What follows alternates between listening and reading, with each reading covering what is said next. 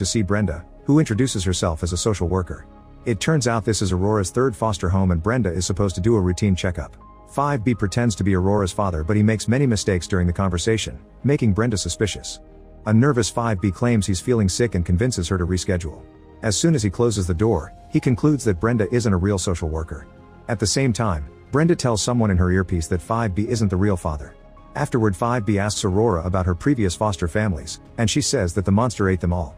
Her first family treated her badly, so she wished on a shooting star for a monster to get rid of them. Unfortunately she couldn't get rid of it, so she made another wish for 5B to kill it.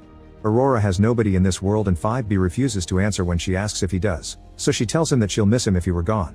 Sometime later 5B meets Laverne at a cafe and brings the suitcases, pretending that the assassin's body is only in the big one and the pieces in the small one are Aurora.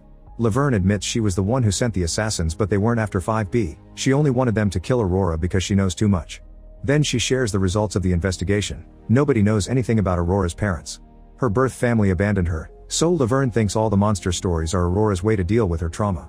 Laverne also investigated who was trying to kill 5B, and it turns out the entire criminal world is after him. The conversation is interrupted by Aurora joining them at the table, completely ruining 5B's plan to pass her off as dead to get the assassins off her back.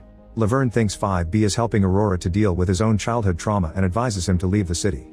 Afterward 5B takes Aurora to a restaurant and they notice a creepy guy watching them from the bar.